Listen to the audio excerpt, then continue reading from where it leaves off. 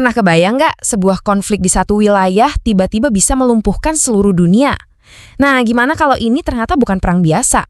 Berdasarkan salah satu sumber, kita akan coba bedah sebuah teori kalau semua ini adalah serangan ekonomi yang disengaja. Oke, kita mulai dari yang paling kelihatan, ya. Dampak yang paling cepat terasa dari konflik ini, lumpuhnya perjalanan udara global secara mendadak dan masif. Menurut sumber ini, bandara-bandara besar di seluruh dunia itu jadwal penerbangannya dipangkas setengah. Kekacauan ini bukan cuma soal jadwal yang berantakan ya. Penerbangan yang harus muter jauh itu langsung bikin biaya melonjak dan waktu perjalanan jadi lebih lama banget. Dan ini bukan cuma bandara di dekat zona konflik loh, kita ngomongin pusat penerbangan internasional yang super penting di Uni Emirat Arab, Qatar, Turki, sama Arab Saudi, yang operasinya praktis berhenti. Yang paling parah, menurut sumber ini, jalur penerbangan tersibuk di planet ini sekarang ditutup. Coba bayangin aja, kayak jalan tol utama dunia tiba-tiba ditutup total. Ribuan penerbangan harus dibatalin atau cari rute lain, menciptakan kekacauan dalam skala yang belum pernah kita lihat sebelumnya. Nah, sekarang pertanyaannya, kenapa sih konflik ini bisa jadi sebesar ini?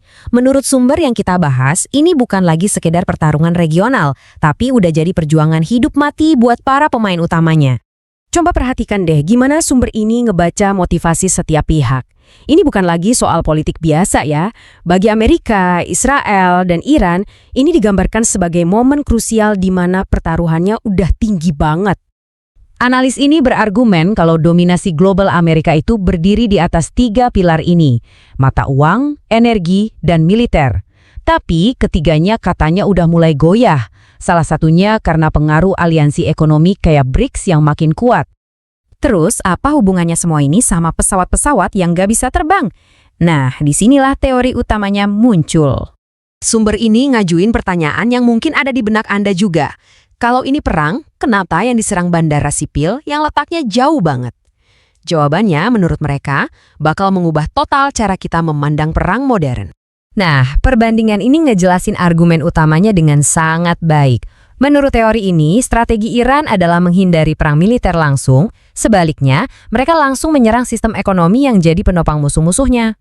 Jadi, intinya apa?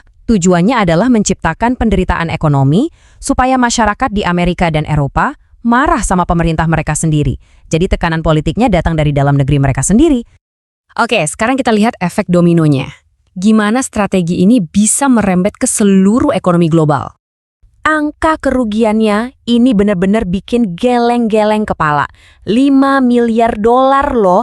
Itu kerugian harian loh buat industri penerbangan global selama gangguan ini terus terjadi. Tapi ini bukan cuma soal uang. Coba lihat angka ini. 200 juta. Itu jumlah penumpang per tahun yang biasanya lewat 3 bandara utama yang kena dampak. Bayangin, jutaan pebisnis dan turis sekarang terlantar. Nah, prediksinya lebih jauh lagi, dan ini kedengarannya cukup suram.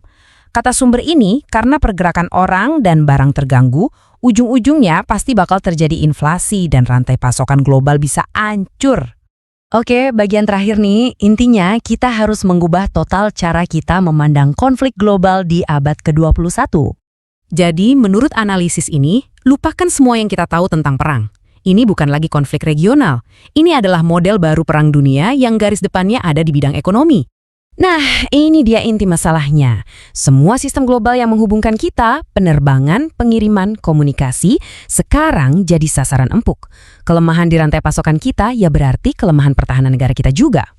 Teori ini menunjukkan kalau medan perang udah benar-benar berubah. Dan ini meninggalkan kita dengan satu pertanyaan besar buat masa depan. Kalau hari ini bandara yang jadi target, besok titik ekonomi mana lagi yang akan dilumpuhkan?